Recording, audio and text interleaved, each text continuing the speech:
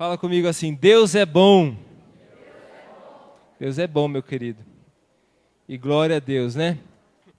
Ontem eu estava lendo a palavra de Deus e me deparei com essa verdade da palavra.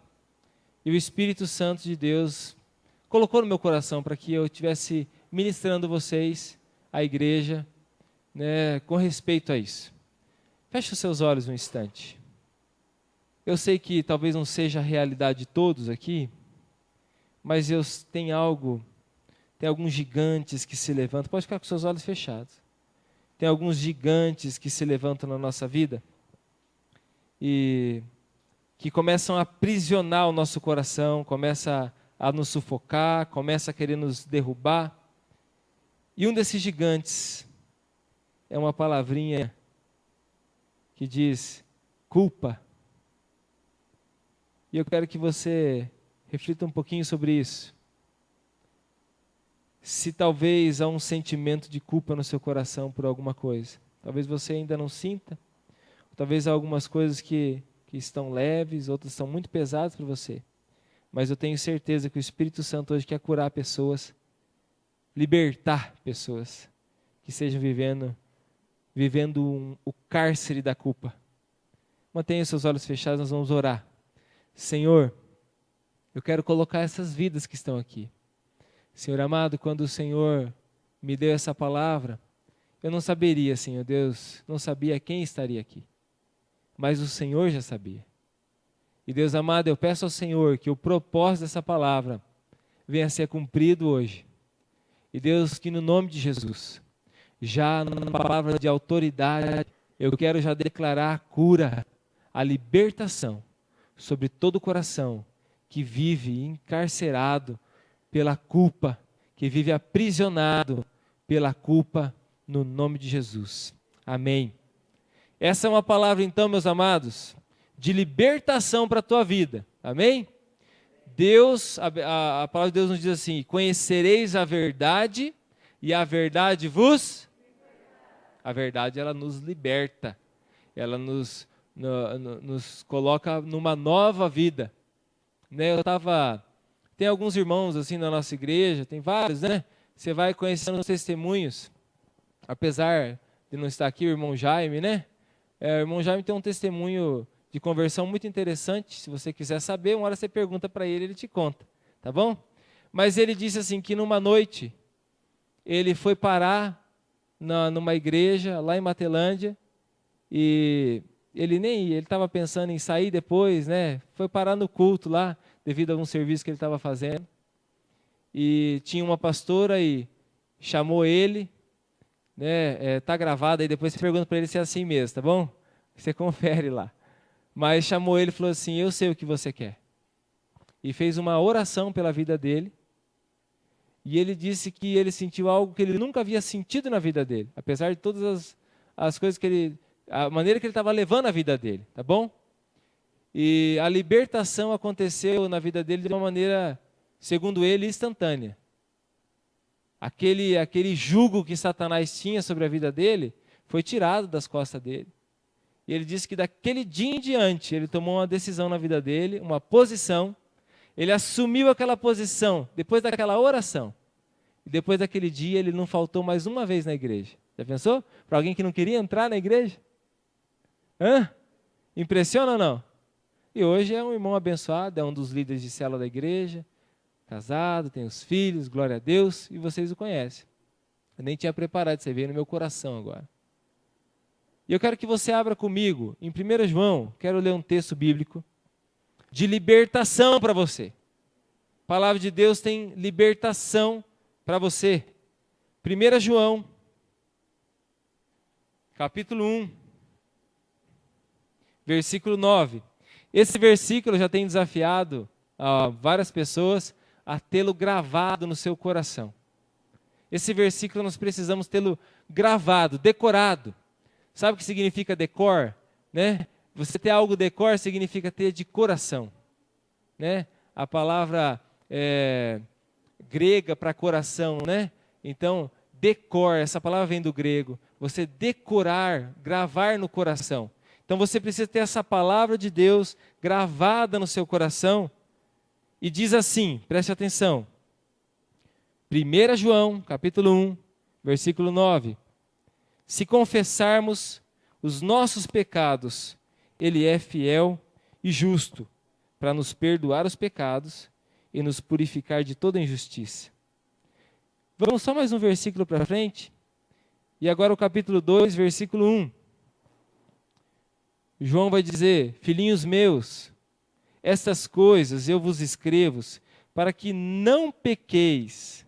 Se todavia alguém pecar, temos advogado junto ao Pai, Jesus Cristo, o justo. Todos nós, meus queridos, todos nós, sem exceção aqui, ó, sem medo de errar, inclusive eu, todos nós somos pecadores. Todos nós temos pecado. Todos nós, um dia na nossa vida, entristecemos o coração de Deus. Ou como diz a palavra, entristecemos o Espírito Santo. Com o pecado, nós entristecemos o Espírito Santo. Quando você peca, quando você rouba, quando você, vamos falar os pecados mais cabeludos, né? Mata alguém, ou quando você conta uma mentirinha, ou quando você degrine a imagem de alguém, fala mal, ou vai lá e agride alguém. Quando você faz isso, você está entristecendo o Espírito Santo. Isso se ele habita no seu coração. Se você entregou a vida para Jesus, ele habita no seu coração, então você está entristecendo ele. Né? E aí eu sempre uso esse exemplo. Quantas pessoas nós precisamos matar para ser um assassino? Quer a ajuda dos universitários? Querem ou não? Vou perguntar para um advogado. Quantas pessoas nós precisamos matar para ser um assassino? Uma pessoa. Uma pessoa, se você matar uma pessoa intencionalmente, você é considerado um assassino, vai responder por esse crime. Quantas mentiras a gente precisa contar para ser um mentiroso? Qual que é o grau da mentira que eu e você precisamos contar para ser considerado mentiroso? Está entendendo? Está entendendo o peso da lei? Está entendendo o peso do pecado? Deus, ele quer te abençoar. Deus, ele quer chegar até você. Mas não importa se você é um assassino ou se você contou uma mentirinha desse tamanho. A Bíblia diz que o teu pecado, não importa qual seja, impede que Deus te abençoe. Que Deus te abençoe. Impede que você receba o reino de Deus, a salvação. E é por isso que nós recebemos a salvação pela graça de Deus. Olha que interessante. Deus nos deu de graça, não porque nós merecemos, porque nós não merecemos. Em algum momento na nossa vida nós entristecemos o coração de Deus, e também isso é escrito na palavra. 1 João, capítulo 1, versículo 10. O que diz aí? Se dissermos que não temos cometido pecado, fazemo-lo mentiroso e a sua palavra não está em nós. Olha que interessante. Se nós dissermos então que nós não temos pecado, nós estamos fazendo quem mentiroso? Falando, Deus, você falou que todo mundo é pecador? Não. Eu não sou. O senhor errou. O senhor está mentindo. É isso que você está dizendo. E dentro dessa palavra que Deus colocou no meu coração, eu gosto de ministrar com o barulho da chuva. Eu quero falar sobre vencer um gigante. E nós precisamos então aprender, meus queridos, a vencer o gigante da culpa. Talvez eu fale sobre outros gigantes mais para frente. Mas hoje eu quero falar sobre o gigante da culpa que aprisiona o coração de muitas pessoas. Muitas pessoas que já se converteram ao Senhor, que decidiram entregar sua vida para Jesus, decidiram ter uma vida nova. Estão me entendendo aí ou não? Decidiram ter uma vida nova. Muitas pessoas ainda vivem sobre o peso da culpa. E você sabe que a culpa pesa. A culpa tem um peso muito grande. A culpa de ter feito algo errado que você, depois de se converter, você pensa assim, por que eu fiz isso? Ou mesmo antes de se converter, você talvez pelo seu caráter, ou pela sua consciência, você chega à conclusão, por que que eu fiz isso? Arrependimento, né? Olha por quê. Agora, nós precisamos aprender a superar isso na nossa vida. A culpa é um sentimento maligno nas nossas vidas. A culpa não é lançada por Deus, não. Deus em nenhum momento diz na palavra que Deus coloca a culpa no seu coração. Deus não tem esse propósito. Deus não é aquele que faz assim, agora você está dando de santinho. Né? Não é assim que as pessoas do mundo falam para a gente quando a gente começa a vir na igreja? Aprontou, e agora fica dando de santinho indo na igreja. Está achando que engana quem? Não é assim que as pessoas falam? Porque elas estão analisando a nossa vida segundo o que nós éramos. E não segundo o que nós somos agora. E sabe quem nós somos agora? Nós somos mais que vencedores em Cristo Jesus. A Bíblia diz que nós somos uma nova pessoa, uma nova criatura.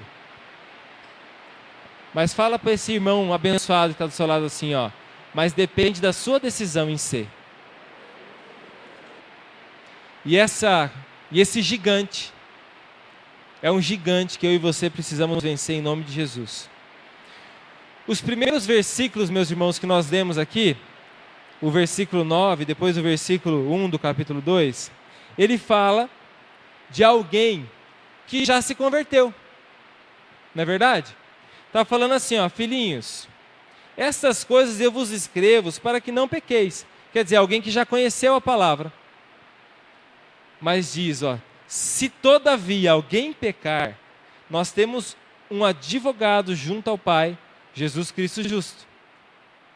Esse texto, então, está lidando com o quê? Com a possibilidade de uma falha. Porque nós, meus queridos, não somos perfeitos. Nós queremos ser e nos tornar, esse é o objetivo da minha vida.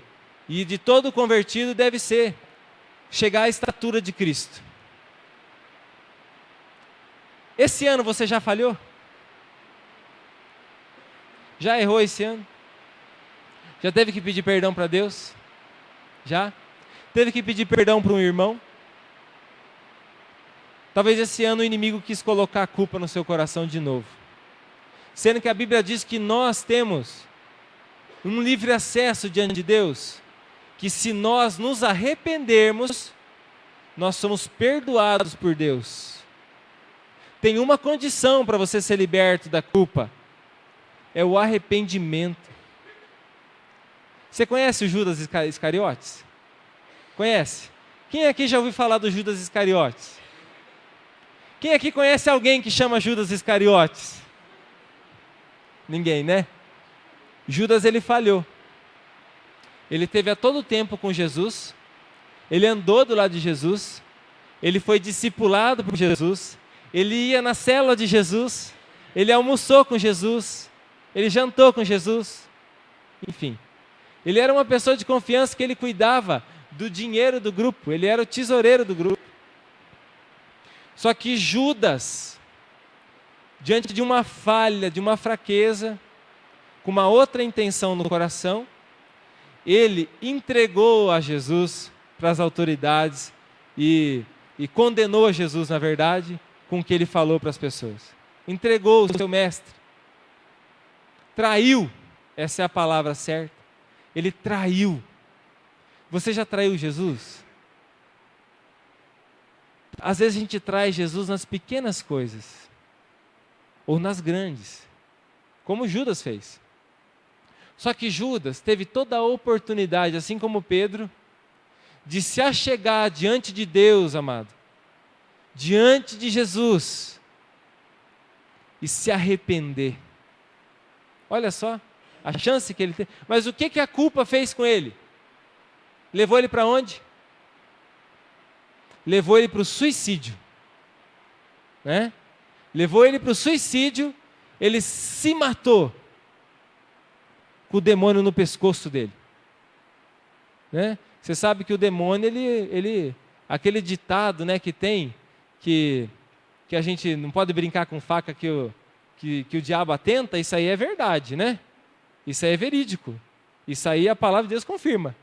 Porque a gente vê muitas pessoas que às vezes vão me matar, e vai lá tentar se enforcar com um cadarço, e morre. Ou talvez pessoas que trabalham com segurança, coisa assim, já encontraram pessoas enforcadas no chão, né? Sem condição nenhuma de ser enforcado. Mas o diabo subiu lá em cima, assim como fez com Judas. Matou ele pela culpa. E assim ele fala para você, às vezes o diabo vem falar para nós: quem é você para você estar aqui? Quem é você para você dobrar o joelho?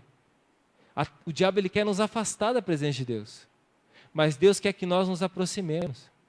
Quem é você? Um dia talvez você pode estar servindo a Deus, pode estar honrando a Deus, mas 2 dias você passou servindo a Deus e o restante dos dias você pecou. E o inimigo vem acusar você. A Bíblia diz que Satanás ele é acusador. Ele vem acusar você. Você não merece estar na presença de Deus. É assim que ele fala. Só que o que Deus faz para nós? Deus nos chama. O apóstolo Pedro, logo depois da ascensão de Jesus, Jesus foi para o céu, então eles ficaram ali, Atos 2, eles oraram muito, e eles foram revestidos do Espírito Santo, e o apóstolo Pedro começou a pregar depois de uma situação. E depois que ele pregou, muitas pessoas perguntam para ele assim: o que nós temos que fazer? O que nós temos que fazer? Então lá pelo capítulo 2, versículo 37, se você quiser dar uma checada lá, Pedro responde assim, arrependei-vos. Você quer ser livre da culpa?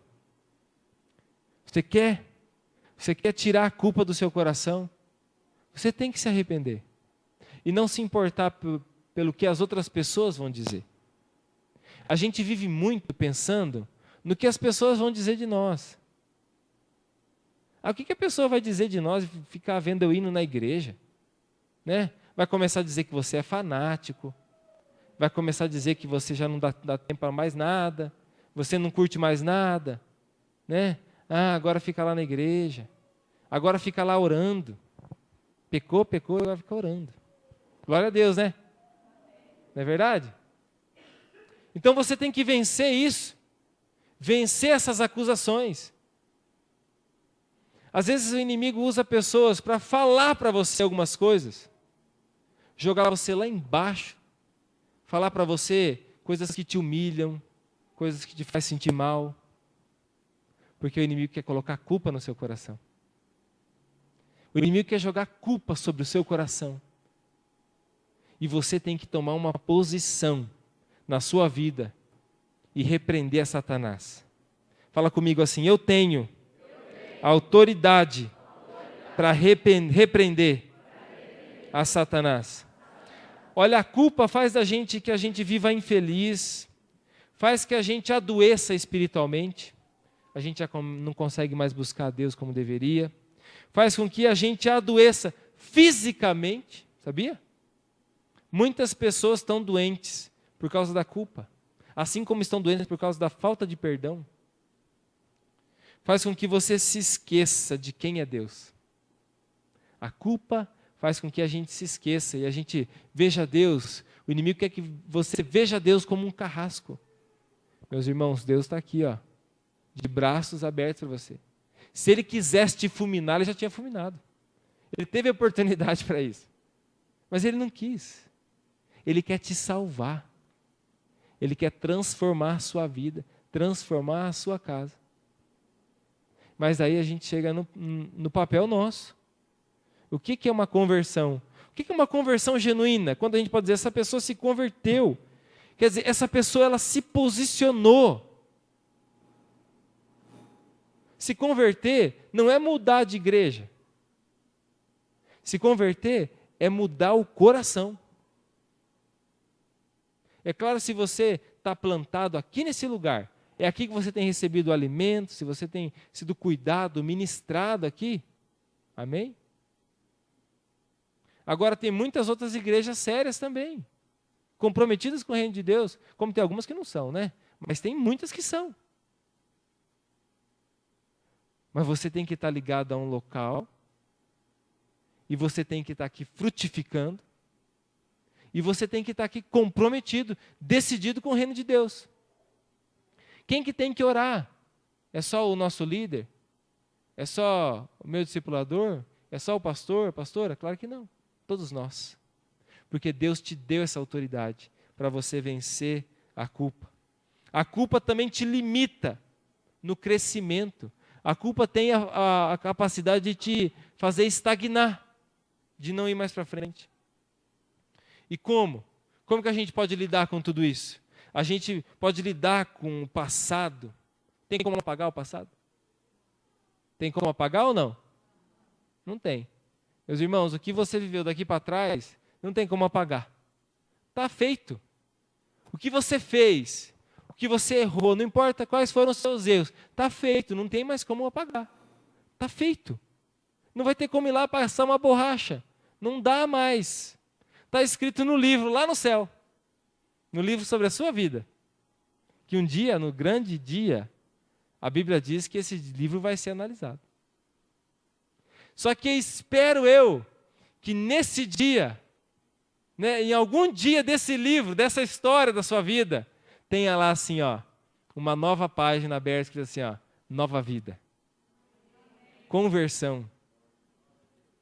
Mudança. Arrependimento genuíno. Nós temos que ser homens e mulheres decididos realmente a servir Jesus. Gostoso aqui, né? Um arzinho condicionado. Tá gostosa a cadeirinha, não tá? A presença maravilhosa aí das companhias que nós temos, né? Difícil vir na igreja? Não é tanto, né? O máximo, talvez você possa vir a pé mesmo, você pode andar aí uns 20 minutos, você chegou, atravessou a cidade. É ou não é? 20 minutos você atravessa a cidade. Você chega aqui, meia hora estourando se você vem devagarzinho. Então, se a gente for pensar assim, não, Deus, eu me esforço. Nosso esforço é quase nada. Né? Eu conheci pessoas que pegavam um ônibus, 2 metrô e uma lotação ainda para chegar na igreja. E já ouvi testemunho de pessoas que andavam não sei quantos quilômetros, pegavam um barco, atravessavam não sei quantos quilômetros de barco e para chegar na igreja. Saía de manhã para chegar à noite. Para buscar a Deus. Então, meus queridos, nós precisamos ser homens e mulheres com um coração quebrantado. Isso aí tira a culpa do nosso coração. Porque daí como que a gente vai olhar para trás? Para que nós vamos olhar para trás? Se nós temos uma nova vida e nós temos essa convicção. E sabe como que a gente vence a culpa também? Através de atos de restituição. Fala comigo assim, atos de restituição. Se eu envergonhei um pai, uma mãe, se eu envergonhei um amigo, se eu roubei alguém, se eu defraudei alguém, se eu desonrei e assim por diante, se eu briguei com alguém, se eu menti para alguém. O que é um ato de restituição? É você ir até essa pessoa e falar assim, olha, eu te roubei um dia e eu quero restituir o que eu roubei. Você parcela? Isso é restituição. Não, eu quero me arrepender, mas eu não quero mexer lá atrás, que é muito problema. Restituição é se você desonrou seu pai, envergonhou, né? Situações que aconteceram que seus pais se sentiram envergonhados, desonrados. Entenda uma coisa, buscar a Deus não é desonrar pai e mãe, tá bom? Mas você de alguma forma desonrou. E você chega no seu pai e na sua mãe, e num ato de restituição, você demonstra arrependimento. Você fala para eles, agora da mudança na sua vida. E até mesmo se você deve devolver algo para eles, devolva. Se você tem lá alguém, um amigo que você o traiu, às vezes dentro da família, acontecem traições. O que é restituição? É você chegar naquela pessoa, olha, e é difícil esses momentos, é ou não é? Você falar a verdade? Falar a verdade sujeito a consequências. Lembra de Zaqueu, meu amado? Lembra de Zaqueu? Lucas capítulo 19. O que Zaqueu fez? Zaqueu tinha uma grande culpa no coração dele. Quando Jesus começou a falar as coisas, sentiu uma grande culpa no coração dele. Mas ele teve um ato de arrependimento e também um ato de restituição. Ele falou assim, olha, eu quero devolver. Eu quero metade dos meus bens dar para os pobres, que eu conquistei meus bens indevidamente.